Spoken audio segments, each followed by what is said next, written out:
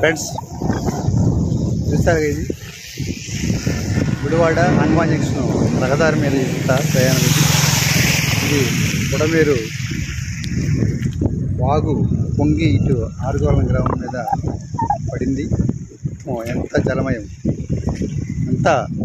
జలమయం చూసారు మొత్తం రహదారి మీద చూడండి. కంప్లీట్ గుడివాడ హనుమాన్ జంక్షన్ మధ్య రాకపోకలు ఆగి నిలిచిపోయాయి.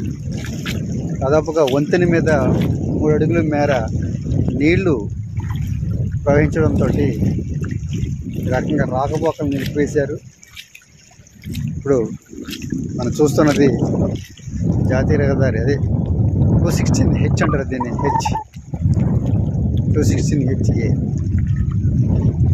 అంటే పెడన లక్ష్మీపురం బందర్ పోర్ట్ నుంచి అనుసంధానంగా చేస్తున్న ఈ రహదారి ఇది గుడివాడ హనుమాన్ జంక్షన్ మధ్య బుడమేరు ప్రాంతంలో. ఇక్కడ బుడమేరు వాగు పొంగటం వల్ల చూసారు ఇలా వరద. ఇప్పుడు నేను వాగు దగ్గర లేను. వాగు దగ్గరికి వెళ్ళడానికి మనకి బండి వెళ్ళే పరిస్థితి లేదు. అందుకనే ఇక్కడే మీకు రహదారి మీదే ఇక్కడ వీడియోని చేసి చూపించడం జరుగుతుంది ఫ్రెండ్స్. మరి ఇంత పెద్ద ఎత్తున వరద రావడం అనేది దాదాపుగా 30 ఏళ్ల కిందట వచ్చింది, కానీ ఇంత వరద రాలేదు. ఈ బుడమేరు ఇంత ఉధృతంగా పొంగి ప్రవహించలేదు. దీంతో చుట్టుపక్కల గ్రామాలలో 4 గ్రామాలు 100,000 ఎకరాలు పంట పొలాలు జలమయమయ్యాయి. దాదాపుగా పంట పొలాలు 3-4 అడుగుల మేర నీరు నిలిచిపోయాయి ఫ్రెండ్స్.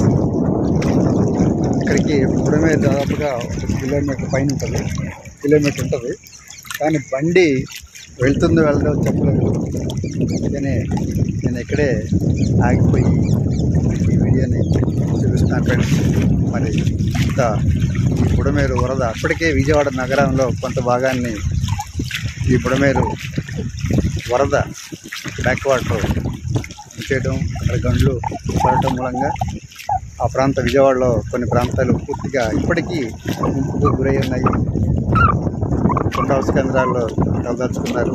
చాలా ఒకనాడు విశాఖపట్నం హుద్హుద్ తుఫానుకు ఎలా ప్రమాదానికి గురయ్యిందో, సర్వనాశనం అయిపోయిందో, ఈ రోజున బుడమేరు వరద కారణంగా విజయవాడ నగరంలో కొంత భాగం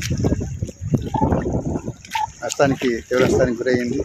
కోట్ల రూపాయలు ఆస్తి నష్టం సంభవించింది. మరి ఈ నష్టాన్ని భర్తీ చేయడానికి, అలాగే ప్రజలని ఆ ప్రమాదం నుంచి కాపాడడానికి రాష్ట్ర ప్రభుత్వం తీవ్రంగా ప్రయత్నం చేస్తుంది ఫ్రెండ్స్. మరి